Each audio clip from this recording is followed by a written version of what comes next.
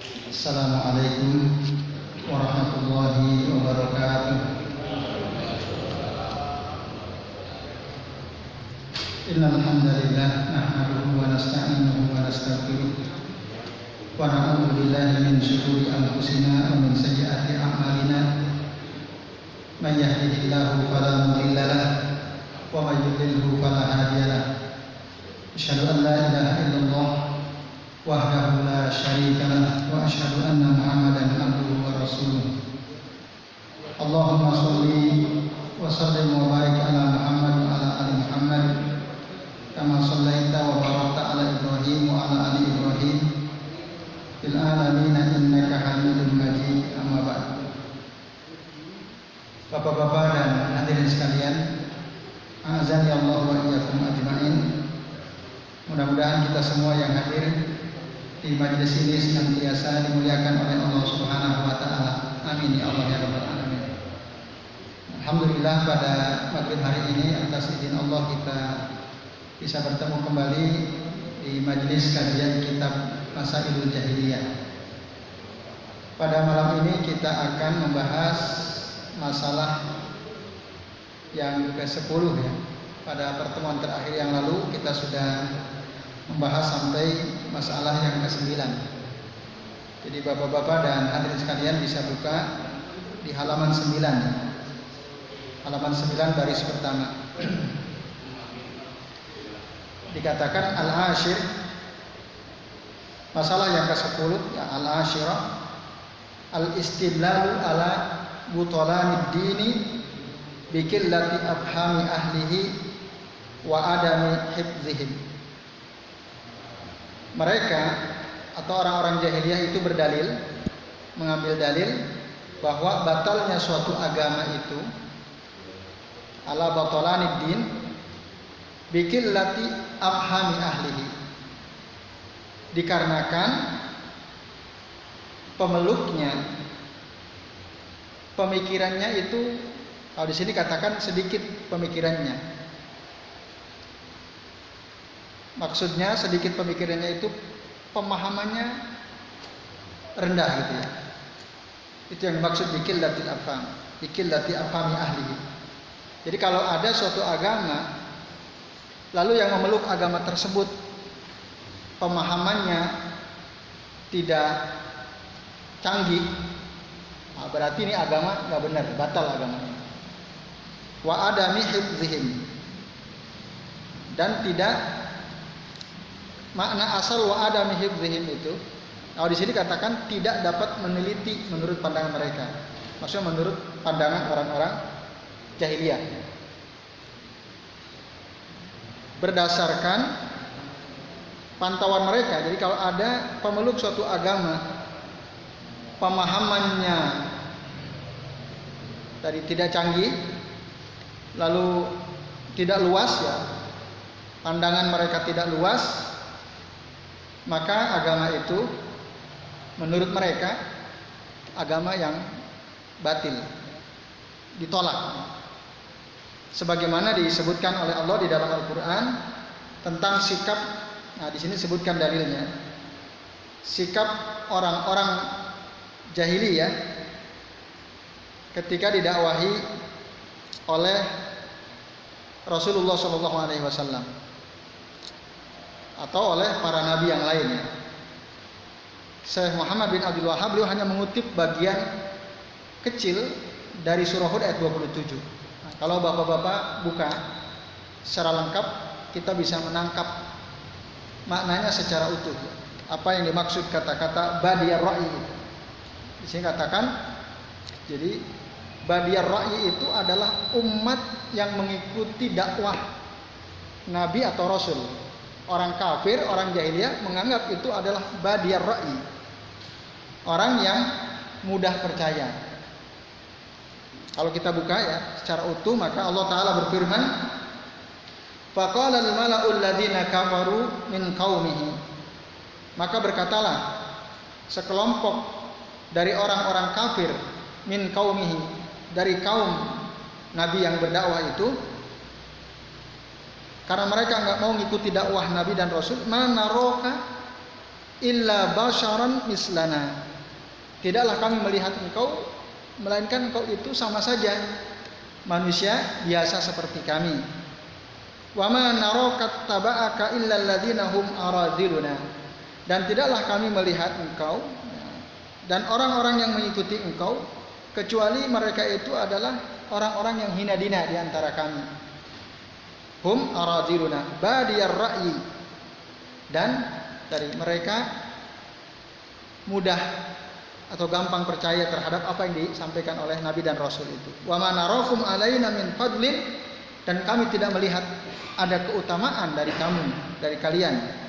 Bal nadzunnukum kadzibin, bahkan kami menganggap engkau ini wahai Nabi dan Rasul adalah sebagai para pendusta. Surah Hud ayat 27. Nah, dari ayat ini yang digarisbawahi oleh Syekh Muhammad bin Abdul Wahhab selaku penulis kitab Masailul Jahiliyah ini adalah ada anggapan dari orang jahiliyah, orang kafir, bahwa orang-orang yang mengikuti dakwah Nabi dan Rasul itu atau orang-orang kafir ya, umat Nabi terdahulu adalah karena mereka tadi pemahamannya sempit, mudah percaya dan seterusnya terhadap apa yang dibawa oleh para utusan Allah Subhanahu wa taala. Nah, itu. Nah, lalu pertanyaannya, apakah ada orang di zaman sekarang yang berpikiran sebagaimana orang-orang jahiliyah ini? Jadi menganggap orang-orang Islam, umat Rasulullah yang berusaha untuk menerapkan syariat agamanya, ajaran Rasulnya dalam kehidupan sehari-hari, lalu dianggap wah ini nggak benar gitu. Jadi Islam itu agama yang mundur. Islam itu agama yang bahkan kalau bapak-bapak mengikuti ya berita di medsos, kan lagi rame nih, ada orang yang sudah sepuh usianya, kayaknya ini pemeluk agama Wiwitan ya di Jawa Barat, barangkali ada yang sudah baca. Nah, itu kan lagi rame nih, dia ada lagi dicari juga orang ini.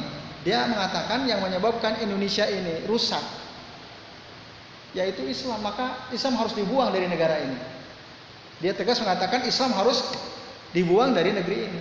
Itulah yang menyebabkan negara ini nggak maju, yang rusak, membuat negara ini rusak adalah Islam. Maka Islam harus dibuang. Nah, ada orang yang seperti itu. Bahkan kadang-kadang orang Islam sendiri memandang Islam nggak maju, Islam tidak progresif. Karena yang dibahas ya misalnya urusan remeh-temeh, masalah sholat, masalah haid, masalah wudhu, masalah ibadah-ibadah yang lain. Itu terus yang dibahas katanya.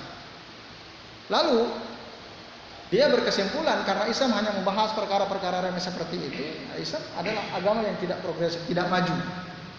Ya, berarti Islam harus diperbaiki menurut mereka. Apa yang diajarkan oleh Rasul itu sudah out of date ya, sudah ketinggalan zaman ya, udah kadaluarsa. Nah, ini ada sebagian dari umat Islam berpandangan seperti itu. Bahkan lebih rusak daripada pandangan orang-orang yang tidak beragama. Nah, itu orang-orang yang seperti itu berarti mereka sama dengan orang-orang jahiliyah yang menganggap remeh ajaran Islam. Nah, sehingga dikatakan kata Syekh Abdullah bin Shalih Al-Fauzan. Jadi ada sebagian orang menganggap kaum muslimin yang katakanlah tadi membahas masalah-masalah seperti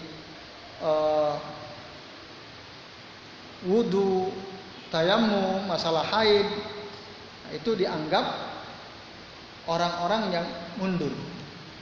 Itu udah nggak perlu dibahas lagi, kata mereka. Kita harus membahas sekarang bagaimana cara misalnya mencari uang yang banyak gitu ya, punya senjata yang canggih misalnya, lalu bisa menerbangkan roket ke atas misalnya.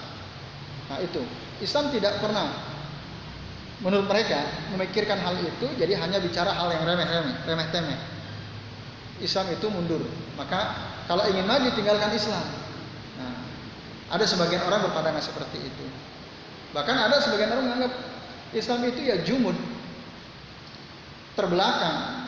Contohnya misalnya kaum wanita disuruh berpakaian menutupi seluruh tubuhnya, bahkan pakai cadar gitu ya. Nah, itu mengganggu ruang gerak mereka untuk berpartisipasi di tengah-tengah masyarakat. Akhirnya nggak maju-maju. Nah, lalu gimana? Ya, tinggalkan budaya seperti itu. Nah, maka pakailah kebaya misalnya. Nah, itu yang maju itu kata mereka. Atau seperti bagaimana cara orang-orang barat berpakaian. Kiblat mereka orang-orang barat. Sehingga semua bisa maju. Wanitanya maju, laki-laki maju. Nah, ini Bapak Ibu dan sekalian, pandangan sebagian orang yang keliru.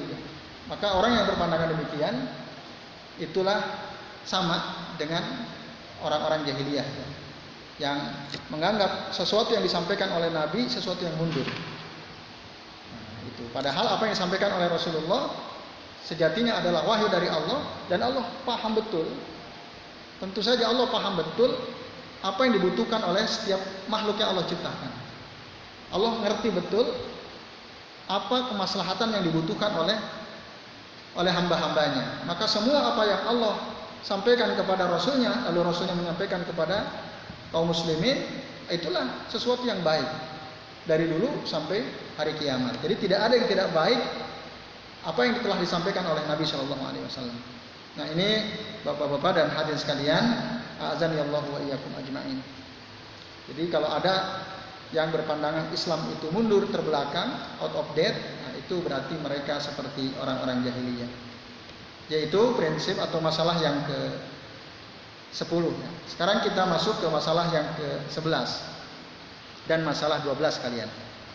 Karena ini berkaitan ya antara sama-sama membahas tentang qiyas. Yang ke-11 dikatakan di sini al-hadiyata asrata al-istidlalu bil qiyasil fasidi. Orang jahiliyah itu di antara prinsip mereka sering berdalil dengan qiyas yang rusak. Qiyas al-fasid. Lalu dengan apa itu qiyas? Nah, ini perlu dijelaskan. Para ulama usul fikih menjelaskan bahwa sumber dalil yang disepakati diterima oleh seluruh ulama dalam Islam ini ada 4. Jadi semua ulama sepakat bahwa keempat perkara ini adalah sumber utama dalil syariat agama kita. Yang pertama Al-Quran, yang kedua sunnah Rasul, yang ketiga ijma, yang keempat qiyas. Ijma itu kesepakatan para ulama. Ya. Kalau qiyas itu artinya adalah analogi. Qiyas itu sendiri artinya adalah ukuran, ukuran. Jadi mengukur sesuatu dengan sesuatu yang lain. Nah, atau dalam bahasa sekarang disebut menganalogikan, mengumpamakan.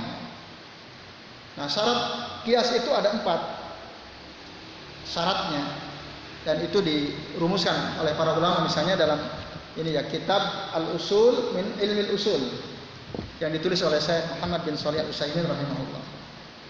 Jadi syarat qiyas itu ada 4. Yang pertama al-asl. Asal itu adalah suatu perkara yang ada dalilnya, jelas.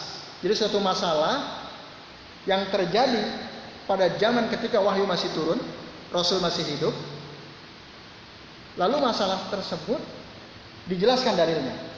Nah, ini namanya hukum asal, al-aslu. Contoh sederhana misalnya khamar. Khamar pada zaman Nabi ada atau tidak? Ada ya, ada. Khamar ada. Nah, itu namanya masalah pokok. Yang kedua ada al-far'u.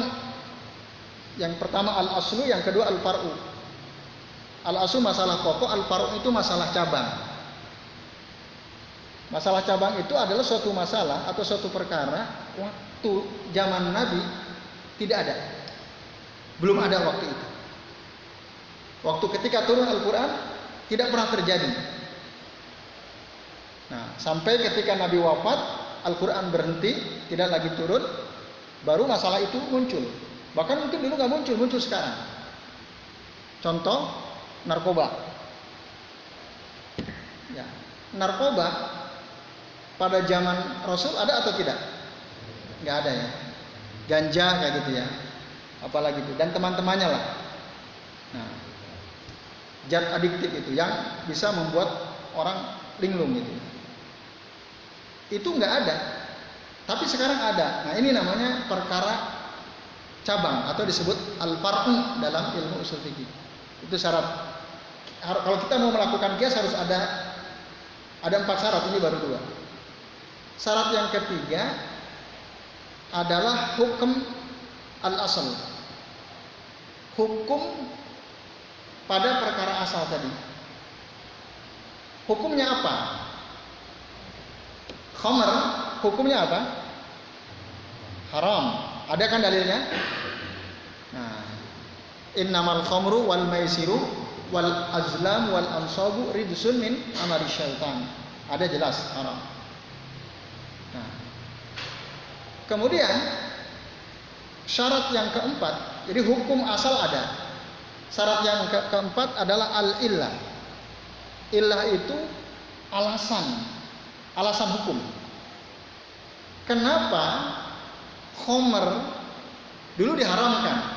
Awalnya boleh memang, lalu secara tadrijian, secara bertahap oleh Allah dilarang. Maka khamr hukumnya haram.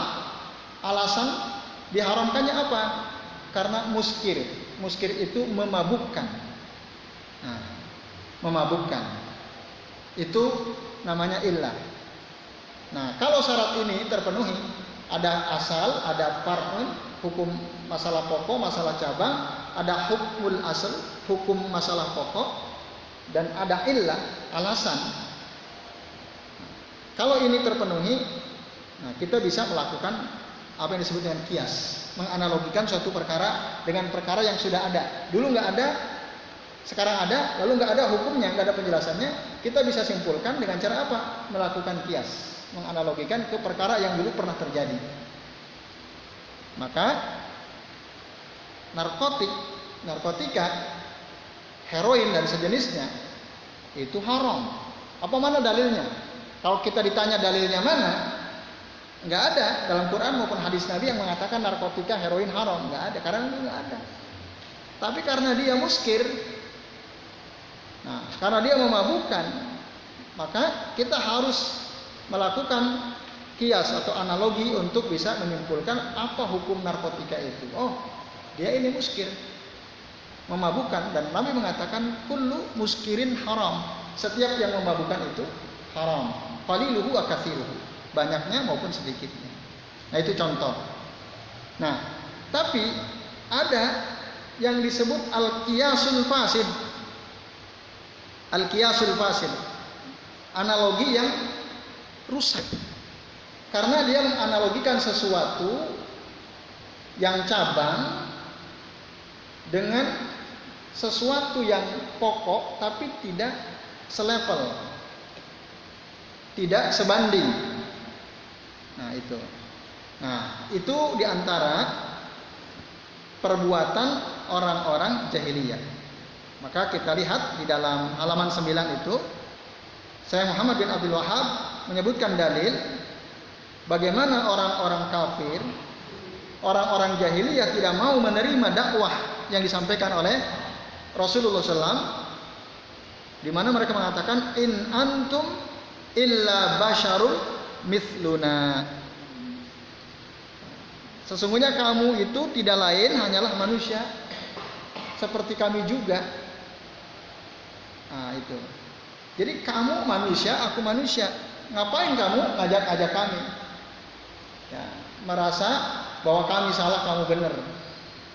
Jadi kami nggak akan terima karena kamu seperti kami. Nah, kata-kata karena kamu itu sama seperti kami itu namanya kias, analogi. Tapi ini analogi yang rusak. Lah, di mana rusaknya? Kan betul, Muhammad manusia, Orang-orang kafir Quraisy juga manusia. Kan sama-sama. Apa lebihnya kamu daripada kami? Kenapa kamu menyalahkan kami cara beribadahnya dan seterusnya? Artinya apa yang engkau sampaikan itu wahai Muhammad atau wahai para nabi dan rasul itu nggak penting. Ya sama seperti kami. Nah, itu. Nah, orang yang berpaham demikian adalah orang-orang jahiliyah. Jadi ketika ada orang bersikap seperti itu, maka dia seperti orang jahiliyah. Akhirnya dia nggak mau menerima kebenaran. Sama kok, kamu manusia, kami manusia. Dia tolak tuh kebenaran disebabkan karena kias yang rusak. Nah, pertanyaannya, kenapa itu disebut kias yang rusak? Saya Abdullah bin Shalih Al-Fauzan mengatakan, karena pernyataan mereka bahwa kamu manusia sebagaimana juga kami manusia, mereka berdalil karena bi basyariyati rasul, kemanusiaan pribadi seorang rasul. Nah, oleh karena itu tidak mungkin sama-sama manusia kok dapat risalah dari Tuhan, nggak mungkin. Nah, jadi karena kita sama-sama manusia. Nah, ini kias batil. Kenapa? Karena mereka menyamakan diri mereka dengan Nabi. Padahal Nabi, Rasul itu tidak sama dengan kita. Memang ada sisi kesamaannya. Sama-sama manusia. Sama-sama butuh makan, butuh minum. Betul, dari satu sisi. Tapi ada yang mereka lupa bahwa Nabi itu manusia pilihan Allah. Manusia yang memiliki keutamaan sehingga istafahumullahu azza wa jalla. Allah pilih mereka untuk menjadi utusannya. Nah, itu yang mereka nggak lihat. Dan ini sesuatu yang maklum, sangat lumrah. Dalam kita saja misalnya di kampung, kan orang beda-beda, walaupun sama-sama manusia kan. Nah, ada yang mungkin kaya, ada yang miskin, ada yang rajin, ada yang malas. Kan begitu ya. Nah, macam-macam lah beda-beda. Maka jangan gara-gara kita sama-sama manusia lalu kita samakan semua, nggak bisa. Pasti ada perbedaan. Ya sama nanti kalau kita tarik ke politik misalnya.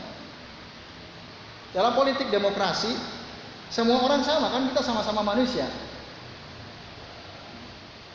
Sehingga siapa pemenang yang berhak menjadi pemimpin adalah yang dipilih oleh banyak orang, gitu ya. Padahal antara satu orang dengan orang lain kan beda-beda. Ada orang yang jahilnya bukan main kan, bodoh sekali dia, nggak ngerti kemaslahatan. Pokoknya yang penting dia dapat uang 50.000, ada beres, pasti dia pilih. Dia nggak mikir bagaimana nanti ke depan, bagaimana latar belakang orang tersebut yang mencalonkan diri jadi pemimpin, bagaimana sikap hidup dia sehari-hari, bagaimana dia dengan Islam dan seterusnya, nggak dipikirin. Sama-sama orang kok. Nah, akhirnya apa yang terjadi? Karena yang memilih suaranya sama, kan ada sering kita dengar ya, antara gali dengan kiai sama gitu ya, antara orang bodoh dengan ulama dianggap sama, padahal faktanya berbeda. Nah, ini yang rusak, Nah, oleh karena itu orang yang berpikiran seperti tadi, manusia sama kok. Nah, ini adalah cara berpikirnya orang-orang jahiliyah. Jadi kita nggak bisa melakukan analogi sembarangan, karena ada analogi atau kias yang rusak, seperti yang tadi disebutkan, bagaimana orang-orang kafir melakukan analogi yang rusak. Dan ini, bapak-bapak serta sekalian, sikap melakukan analogi yang batil ini, yang fasid ini, itu berbahaya. Bisa menyebabkan seseorang menolak kebenaran, atau bisa menyebabkan munculnya suatu amalan bid'ah dalam agama. Saya kasih contoh misalnya, doa akhir awal tahun. Pernah dengar doa awal akhir tahun? Itu kan ada fenomena itu ya. Ada sebagian kaum muslimin, sebagian saudara-saudara kita, ketika di awal kan sebentar lagi Muharram, sebentar lagi. Pekan depan ya, tanggal 17 Agustus ya, bertepatan kalau tidak salah hari Senin, tanggal 1 Muharram. Nah, ada fenomena di sebagian kampung-kampung yang ketika memasuki hari terakhir bulan Dzulhijjah, asar menjelang maghrib itu kumpul.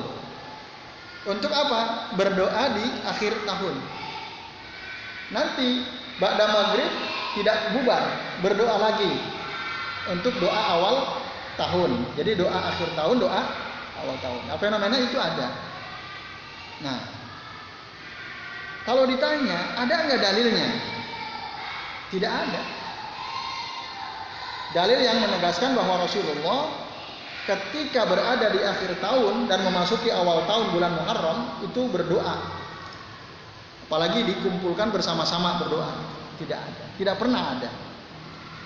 Tapi ada seorang kiai, saya nggak usah sebut namanya. Ada orang yang dia dianggap orang ini berilmu. Untuk menegaskan bahwa perbuatan itu nggak ada masalah. Nah, lalu si orang ini, orang yang dianggap berilmu ini nyari-nyari dalil. Lalu ketemulah dalil. Apa dalilnya?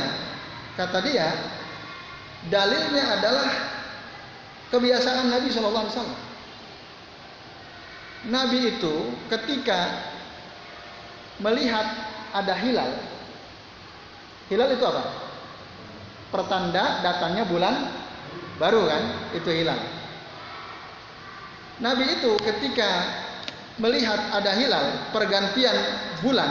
Nah, maka beliau berdoa sebagaimana disebutkan dalam Sunan Ad-Darimi ya hadisnya.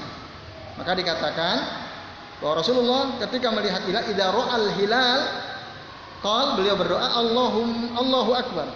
Allah Maha Besar. Allahumma ahillahu alaina bil amni wal iman was salamati wal islam wat taufiqi lima yuhibbu rabbuna wa yarda. Yang artinya, ya Allah, Allah Maha Besar, ya Allah, ahillahu alaina bil amni wal iman. Nampakkanlah hilal kepada kami dalam kami keadaan aman dan beriman, wassalamat dan selamat, wal islam dan dalam keadaan Islam, wat taufiq dan mendapatkan taufik lima yuhibbu rabbuna wa yarda, dengan apa-apa yang dicintai oleh Tuhan kami dan diridhoi oleh Tuhan kami. Itu diantara doa yang biasa dibaca Rasul ketika melihat hilal, yang barangkali kebanyakan kita tidak mengamalkannya. Padahal ini sunnah. Ini sunnah. Nah, jadi nanti ini perlu di-share doa ini supaya nanti setiap, terutama diingatkan tuh setiap akhir bulan ya, melihat hilal ini, Allahumma ahillahu alaina, Allahu akbar, Allahumma ahillahu alaina bil amni wal imani was salamati wal islam wat taufiq lima yuhibbu rabbuna wa yarda. Kata si kiai ini dalilnya. Karena Nabi senantiasa berdoa ketika ada pergantian bulan, maka pun demikian ketika ada pergantian tahun. Pergantian bulan aja berdoa, apalagi pergantian tahun. Nah, ini namanya kias. Dia melakukan analogi. Tapi ini analogi yang batil, yang rusak. Karena bulan dan tahun berbeda. Satu itu. Walaupun memang ada sama-sama pergantian, tapi ini sesuatu yang beda. Yang kedua, ketika Rasul masih hidup, fenomena ganti tahun terjadi atau tidak? Terjadi kan? Terjadi. Nah, dia lupa. Kias itu kan salah satu syaratnya adalah ada masalah cabang. Suatu masalah yang ketika Rasul hidup dia nggak terjadi. Nah, pergantian tahun terjadi dan Rasul tidak melakukan suatu ritual khusus. Nah, ini namanya al-qiyasul fasid, analogi yang rusak. Akhirnya apa yang terjadi? Ya tadi muncul amalan-amalan bid'ah disebabkan analogi yang rusak itu. Sama seperti kita melakukan suatu amalan, padahal Rasul nggak pernah nyuruh, lalu kita amalkan. Lalu orang yang melakukan bilang gini, wong Dulu aja sahabat melakukan sesuatu yang tidak dilakukan Rasul nggak ada masalah. Contoh Umar ngumpulin orang untuk sholat taraweh. Utsman bin Affan ngumpulin Al-Quran jadi mushaf. Zaman Rasul nggak ada. Nah, ini analogi kan. Jadi kalau kita membuat satu amalan yang menurut logika kita baik, itu gak ada masalah. Dalilnya tadi, perbuatan Utsman, perbuatan Abu Bakar atau sahabat lain yang ketika dia bangkit dari ruku, dia mengucapkan Allah sami Allahu liman hamidah hamdan katsiran thayyiban mubarakan fihi mubarakan alaihi kama yuhibbu rabbuna wa yarda. Dia baca itu. Rasul padahal sebelumnya nggak pernah ngajarin itu, tapi Rasul dengar. Nah, kata Rasul siapa tadi yang mengucapkan sami Allahu liman hamidah hamdan katsiran thayyiban mubarakan fihi atau mubarakan alaihi kama yuhibbu rabbuna wa yarda? Siapa tadi? Rasul nggak pernah ngajarin ini, tapi kok ada yang bilang begitu. Akhirnya ada sahabat, saya ya Rasulullah. Nah, apa kata Nabi? Kamu tahu nggak? Ketika kamu mengucapkan itu, ada 30 lebih malaikat berlomba-lomba untuk mencatat kebaikanmu itu. Artinya Rasul benarkan perbuatan itu. Bahkan Rasul katakan, itu malaikat berlomba-lomba untuk mencatat kebaikanmu. Ketika i'tidal membaca sami Allahu liman hamidah hamdan katsiran thayyiban mubarakan fihi kama yuhibbu rabbuna wa yarda. Nah, itu dalilnya. Jadi kalau kita membuat satu amalan di zaman kita sekarang ini, selama baik, meskipun memang Rasul tidak melakukan, maka nggak ada masalah. Itu yang kemudian dikenal dengan istilah bid'ah hasanah itu ya. Ada kata mereka ada bid'ah hasanah. Padahal Rasul mengatakan kullu bid'atin dhalalah wa kullu dhalalatin finnar. Nah, Bapak-bapak dan sekalian, ini di antara yang terjadi di zaman kita sekarang, ada sebagian orang melakukan kias atau analogi yang rusak tadi. Nah, ini apa? Tadi kerusakan muncul. Nah, apa bantahannya? Satu, ketika ada tadi sahabat berdoa dengan doa yang tidak pernah diajarkan Nabi, tapi Nabi justru tidak memarahinya. Bahkan Nabi bilang, ada 30 lebih malaikat berlomba-lomba untuk mencatat amal baikmu. Ini yang disebut dengan sunnah takririyah. Nabi memang tidak melakukan. Ada sahabat melakukan, tapi Nabi menyetujui. Nah, itu. Sekarang apakah bisa kita dapat persetujuan dari Nabi? Bisa atau tidak? Bisa nggak Bapak Ibu, Bapak-bapak sekalian? Kita melakukan suatu amalan, menurut kita baik, lalu Nabi mentakrir. Bisa atau tidak? Sekarang tidak mungkin. Nabi sudah tidak ada. Jadi kita nggak bisa menganalogikan kita dengan sahabat dulu. Kalau kita lakukan jadi nggak benar, hasilnya rusak. Yang kedua, Utsman ngumpulin mushaf. Umar ngadain sholat taraweh. Bahkan beliau mengatakan ni'mal bid'atu hadhihi, sebaik-baik bid'ah itu ya ini. Nah, itu lebih dikuatkan lagi orang mereka. Lalu para ulama menjelaskan, jadi yang dimaksud bid'ah oleh Umar itu bid'ah lugawiyan secara bahasa, bukan hakikian. Walaupun hakikatnya sholat tarawih jamaah itu waktu Nabi hidup pernah juga dilakukan oleh Rasul, terus ditinggalkan, nanti dilakukan lagi. Terus waktu zaman Abu Bakar tidak pernah dilakukan oleh Umar, dihidupkan lagi. Nah, itu. Utsman betul memang pada zaman Nabi tidak ada mushaf. Tapi para sahabat terutama al-khulafa ar-rasyidun itu dapat rekomendasi dari Nabi. Kita apa dapat rekomendasi? Mana bukti rekomendasi dari Nabi bahwa apa yang dilakukan sahabat itu ikutin? Hadis Nabi yang sahih. Nabi mengatakan, "Wa man ya'is minkum ba'di fasayara ikhtilafan katsira." Barang siapa nanti orang yang hidup setelah aku, setelah zaman Rasul, ada orang kemudian hidup, masih hidup, fasayara ikhtilafan katsira.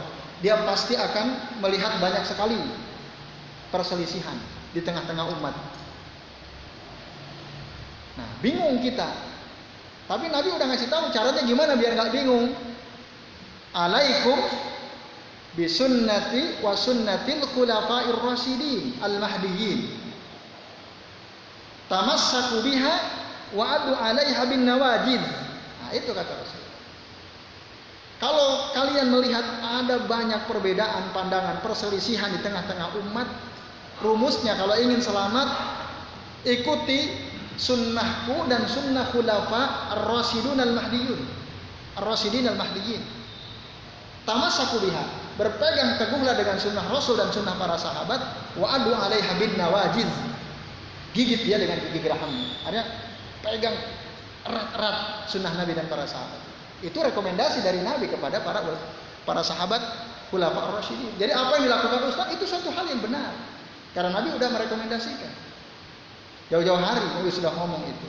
Maka nggak bisa kita menganalogikan perbuatan kita yang menurut kita baik karena isinya akan bacaan-bacaan khusus. Nah, karena dulu ada sahabat gitu. Jadi kalau kamu ingin dapat rezeki yang luas yang banyak, maka zikirlah setiap ba'da subuh, ya Razzaq, ya Razzaq, ya Razzaq 30.000 kali misalnya, atau 1.000 kali lah. Itu ada orang yang ngamalin. Karena siapa yang ngasih? Kiai yang ngasih, Habib yang ngasih.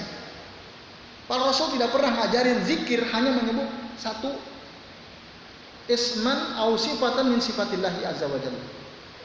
Nggak pernah ada zikir yang diajarkan Rasul, hanya ngajarin zikirnya itu menyebut satu sifat atau satu nama Allah. Tadi misalnya ya Razzaq, ya Razzaq, ya Razzaq, ya Latif, ya Latif, ya Latif, tidak pernah.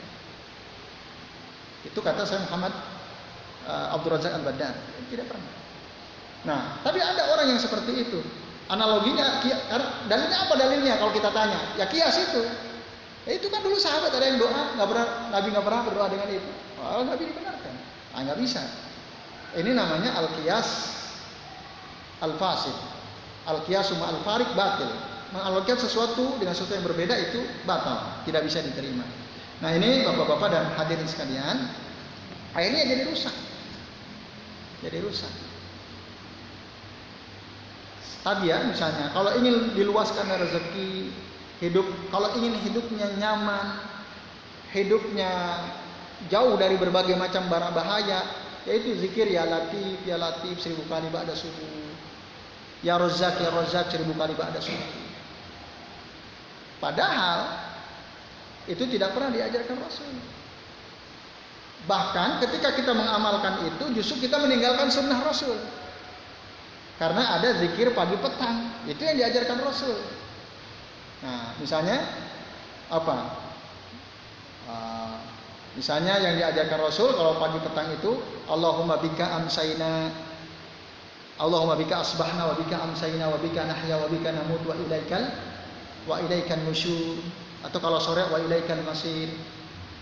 Atau misal kalau pagi asbahna ala fitratil Islam wa ala kalimatil ikhlas wa ala dini nabiyina Muhammadin sallallahu alaihi wasallam wa ala millati abina Ibrahim hanifan musliman wa ma kana minal musyrikin. Atau bismillahilladzi la yadurru ma asmihi syai'un fil ardi wa la fis sama'i wa huwas samiul alim.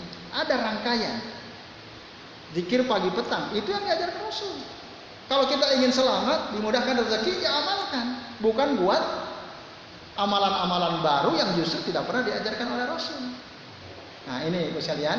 Jadi kalau ada orang melakukan analogi tapi tadi analoginya rusak, maka dia itu tidak ubahnya seperti orang-orang jahiliyah, sama seperti orang jahiliyah. Oleh karena itu, hindari melakukan kias fasid tadi, kias fasid. Nah, yang paling repot tadi menyamakan Allah dengan kita. Itu ada kan orang begitu. Yang lagi ramai ini sekarang ada dua ustadz ini sangat terkenal. Dia bilang menyalah-nyalahkan orang yang Allah ada di atas aras, istiwa di atas aras. Wah, itu kan lagi viral nih sekarang. Nah, kata dia itu harus ditakwil. Nggak benar kalau Allah dibilang ada di atas aras. Padahal Allah sendiri yang mengatakan summastawa 'alal 'arsy. Allah kemudian beristiwa di atas aras. Tapi dua ustadz terkenal ini, sangat terkenal, mungkin Bapak-bapak sebagian sudah tahu ya. Dia menolak. Padahal para ulama, para sahabat dulu ya, tidak pernah mentakwil itu. Kata mereka, kalau begitu berarti Allah butuh tempat. Kalau Allah beristiwa di atas arsy. Kalau Allah butuh tempat berarti Allah sama dengan kita. Jadi itu harus dibatalkan pandangan seperti itu. Nah, bahkan menyebut orang-orang mereka ini, Ustadz dua ini, bahwa orang yang memahami Allah istiwa di atas arsy itu orang-orang dungu ya. Ada istilah orang dungu gitu ya. Kan ngaco ini. Tapi Ustadz ini sangat terkenal. Nah, bahaya sekali.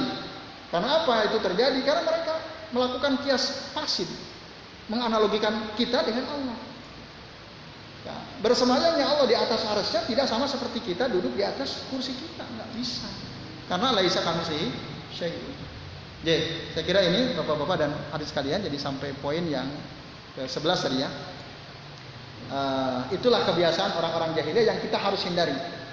Jangan sampai tadi menganggap sesuatu batil karena padahal kita melakukan dalilnya adalah kias yang rusak tadi, atau jangan menganggap sesuatu kebenaran menjadi batil karena orang-orang yang mengikuti kebenaran itu ya orang-orang biasa yang mungkin tidak berpemahaman canggih gitu ya. Selama itu yang diajarkan dari Allah dan Rasulnya, maka itulah kebenaran. Wallahu ta'ala a'lam bishawab. Ya, saya kira ini Bapak-bapak dan adik sekalian, supaya ada waktu untuk tanya jawab, maka kami persilakan barangkali ada yang mau bertanya. Ya, monggo Pak Jazim. Mohon penjelasan yang ke-10. Ya. Itu kira-kira contohnya yang mungkin apakah sebelum berdoa atau sudah berdoa dengan Islam karena secara benar. Contoh konkretnya kira-kira apa? Ya, mungkin yang kedua, saya sampaikan tadi bahwa Islam itu adalah istilahnya itu harus dihilangkan dari apa? Harus dihilangkan dari? Ya, tadi yang sampaikan tadi. Oh ya. Kita akan mengajarkan itu ada ijmi. Kita sendiri orang Muslim itu dia itu. Oke. Itu orang yang berpikiran seperti itu baiknya seperti apa? Iya. Oke, baik. Ya, terima kasih Pak Jadi. Iya. Tadi saya tidak mengatakan bahwa orang yang berpikiran canggih itu nggak benar, tidak juga. Yang kita soroti pada masalah yang ke-10 ini adalah prinsip yang menganggap orang-orang yang tidak berpikiran canggih itu nggak benar. Ya tadi orang yang masih membahas masalah wudhu, sholat, seterusnya itu nggak benar. Itu yang nggak benar. Tapi kalau ada orang Islam berpikir bagaimana membuat pesawat misalnya, bagaimana supaya ekonomi bangsa ini maju dan seterusnya. Nah, itu boleh saja dalam Islam, tidak dilarang. Tapi jangan sampai ketika ada orang Islam nggak berpikir itu lalu dibilang nggak benar. Nah, orang jahiliyah kan gitu. Mereka menganggap orang-orang yang tidak berpikir tentang ekonomi, mungkin tentang politik, tentang sains, nah itu orang mundur dan agama yang dipeluk oleh orang tersebut nggak benar. Nah, ini yang keliru. Tapi kita sebagai Muslim tentu saja selain kita mempercayai, membahas apa yang Allah dan Rasulnya ajarkan, turunkan lewat Quran Sunnah, termasuk sebenarnya semangat untuk berpikir maju dalam Islam juga ada kan. Misalnya ada banyak ayat kenapa mereka tidak berpikir la'allakum tatafakkarun misalnya dan seterusnya. Jadi itu Pak Jazim. Jadi Islam tidak menghalangi seseorang untuk berpikir maju. Yang keliru adalah ketika ada orang membahas masalah sholat, toharoh lalu dianggap itu nggak maju. Jadi Allah Taala. Itu saja kayaknya. Baik Bapak-bapak dan adik sekalian, cukup ya. Karena sudah isya, mudah-mudahan jelas apa yang kami sampaikan. Jadi kita sudah sampai pada masalah yang ke-11 tadi ya. Terima kasih atas perhatian Bapak Ibu sekalian. Mari kita akhiri kajian kita pada malam hari ini dengan membaca doa kafaratul majlis. Subhanakallahumma wa bihamdika asyhadu an la ilaha illa anta astaghfiruka wa atubu ilaik. Wa sallallahu ala Muhammadin wa ala alihi wa sahbihi wa barik wa sallim. Wabillahi taufiq wal hidayah. Wassalamualaikum warahmatullahi wabarakatuh.